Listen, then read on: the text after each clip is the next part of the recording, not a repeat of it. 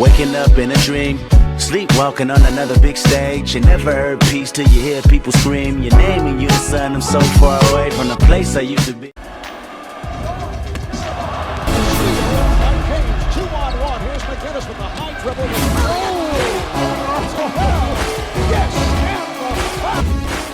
LeBron James, 4-time MVP, 2-time champion, a finals MVP for each championship won, 6 finals appearances, 5 of them straight, 2 Olympic gold medals, an NBA scoring title, Rookie of the Year, 12 NBA All-Star appearances, 11 All-NBA selections, 6 All-Defense selections, and the prestigious honor of being the Cavaliers' all-time leading scorer for the franchise.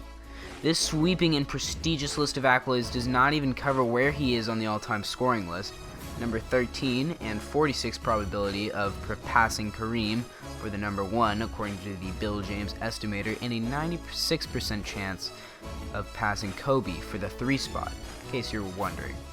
And number 19 on the all-time assist list, which I would like to mention that there is no other frontcourt player in the top 25.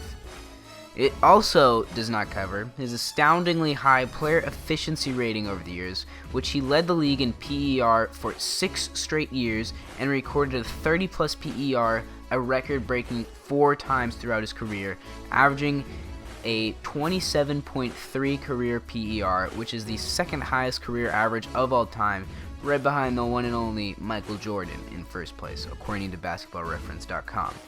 He is also in the top 10 of all-time career win shares, whilst on pace to move into the top 5 the next 2 years, also per basketballreference.com, which, by the way, to give you some perspective, Kobe Bryant is ranked 15th in all-time win shares.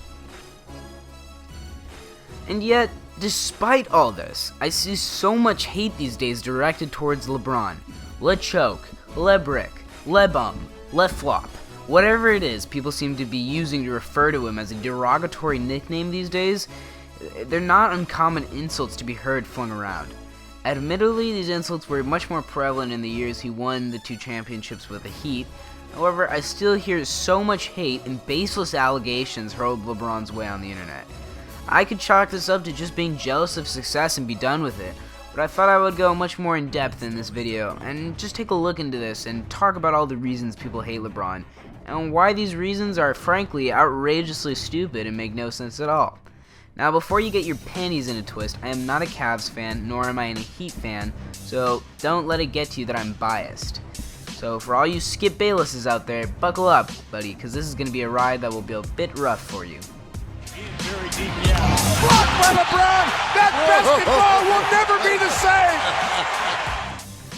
The first reason is that people hate LeBron is the decision. Okay, here are the main meat and potatoes for the argument against LeBron.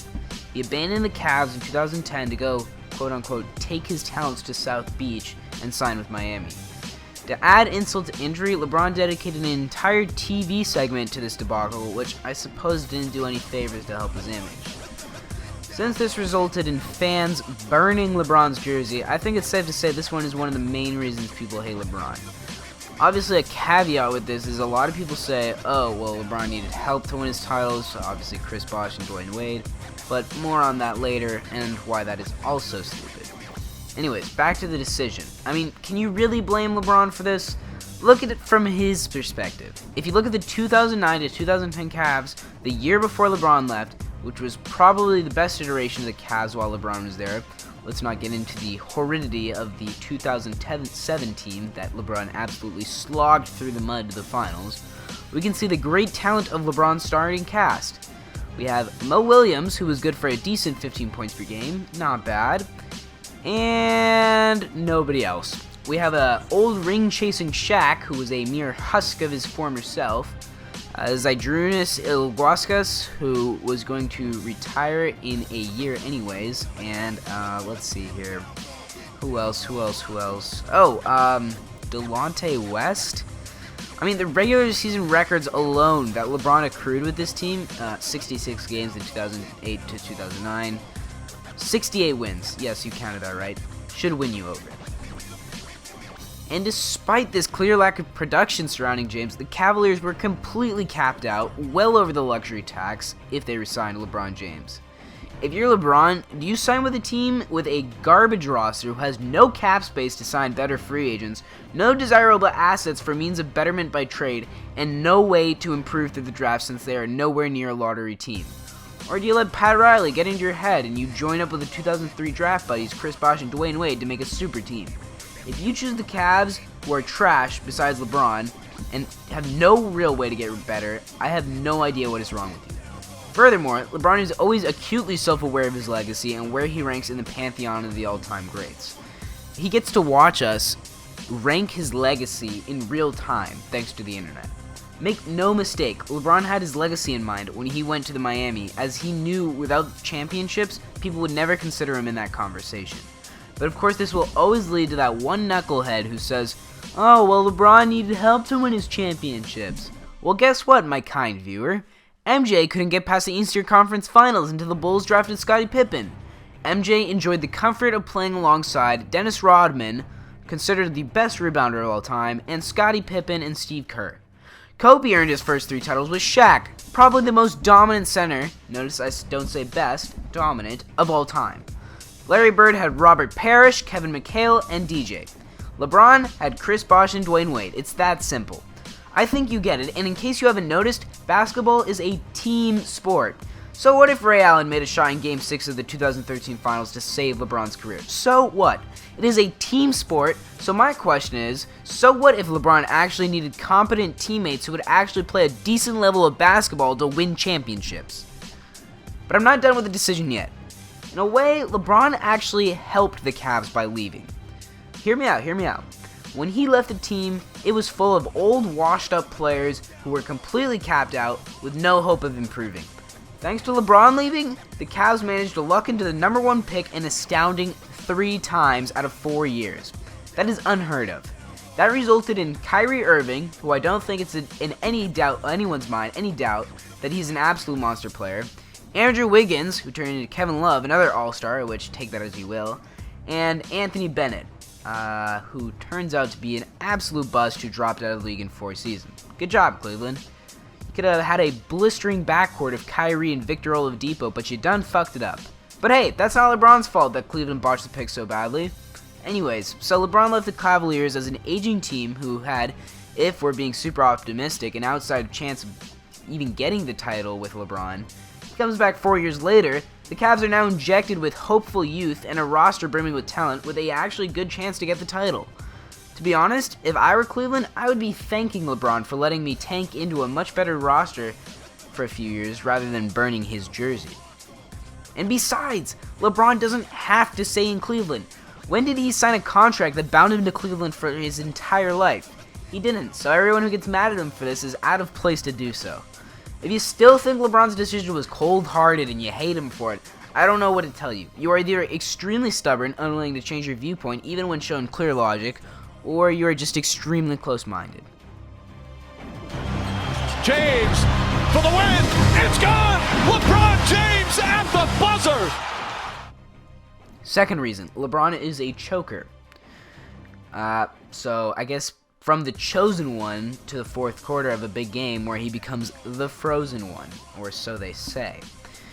This one really gets my blood to boil, and it's one of the most infamous Skip Bayless gripes with LeBron. I think LeBron disappeared and shrank in crunch time of the fourth quarter, and I can just show you the numbers of what he didn't do in every fourth quarter. Meaning that you personally watched up close and personal what LeBron went through last year against your Dallas Mavericks. Was it not the biggest collapse of a superstar that we've ever witnessed on a finals or championship stage? Well, first of all, you have the presumption that people care what you say. They don't. The worst part about this is that not only is it just flat out not true, in fact, the exact opposite is true, and it's also hypocritical as other players are given a complete pass for it when everyone zeroes in on LeBron, even though he's not even a choker. Okay, let me break it down for you. Let me break this down for you. Since 1997, LeBron is 8 for 20 in shots during the last 24 seconds of playoff games as fourth quarters / overtime, according to ESPN stats. That's good for 40% and the second best mark since 1997, behind only Ray Allen, who is considered one of the best, if not the best shooters of all time. The part that makes me even more angry is that Kobe, often thought of this great clutch shooter, is actually 7 for 28 in these situations, which is good for a 25% clip. And yet people still target LeBron as a choker and completely ignore other instances of it. LeBron has made 6 of 11 attempts in the last 5 seconds of playoff games, and 3 of those were buzzer beaters. To give you some perspective, Michael Jordan, aka the GOAT, is 5 of 11 in the last 5 seconds. So not only is LeBron most definitely not a choker, shooting 40% on clutch shots, he's actually the second best clutch shooter of our era. And for all the people that are interested in comparing him to the greats, not only is LeBron far more clutch than Kobe, but he is now measurably as clutch as Jordan. If that's not enough, I would like to point your attention to when LeBron scored Cleveland's last 25 points in a double overtime victory in 2007 Game 7 of the Eastern Conference Finals. If that's not clutch, I don't know what is. 48 points for LeBron James. He has scored the last 25 points for Cleveland, 29 of the last 30. This is unbelievable. This is Jordan-esque. If you still think he's a choker, I have concluded you are actually mentally ill, because if you still deny it in the face of factual evidence, I really don't know what to tell you. So take that, Skip Bayless. James, LeBron to the hoop for the win. He got it with 9-10 left. It's over. The Cavaliers have won it. You can book this one to the Cavaliers. LeBron James went baseline and got it to fall for the Cavalier win. Okay, third reason. He is a crybaby and he flops. So my third and final reason, I've kind of lumped them together as I think they kind of touch upon the same thing. Basically, people say LeBron is always flopping or crying for calls from the refs when there weren't any, thus he's a crybaby. First of all, allow me to address the latter of these two claims. Yes, LeBron sometimes looks for calls when he wasn't fouled, but you know who else does that? Every other fucking basketball player in this league does, that's who. It is human nature to complain about reffing, but to harp on LeBron for this is ridiculous, considering that pretty much every other person who plays in the NBA does it, especially when LeBron doesn't even do it that much. As for flopping, you know who else flops? A lot of people in the NBA. And when LeBron flops, it's not to get calls that simply aren't there, it's to make sure that the refs are seeing the foul. Flopping is a part of the game whether you like it or not, and a lot of the time it's necessary to make sure you get the call. So why is it people zero in on LeBron for these things when so many other people in the league do it? Because there's a stigma around LeBron that he's an evil dude. I suppose the stigma all started when he made the decision, which I've already told you why we shouldn't fault him for that. Lewis gets it to LeBron for 3 for the win. Yes! LeBron James at the buzzer! As the Cavaliers have pulled it out to tie the series, and what a miraculous shot by James! LeBron has cemented himself in the pantheon of the top 5 of all time, and I don't even think that it's debatable whether or not he is. However, what is debatable is whether you like him or not. I've just laid out why I think that pretty much every reason for hating LeBron is a farce, and bring it on the flame, I don't even care. But if you have a reason you hate LeBron which I did not cover in this video, or you just have an issue with something I said, leave a comment and I'll tell you why I agree or disagree with you. Oh, and by the way, since you've stuck around this long, I thought I would tell you guys something. I am a Cavs fan. Yeah, I lied because I knew no one would take me seriously if I came across as biased. But now, you see how you would have never taken me seriously if I was a Cavs fan. Anyways, that's all for today. I'm Ray Insanity, and I'll see you in the next one.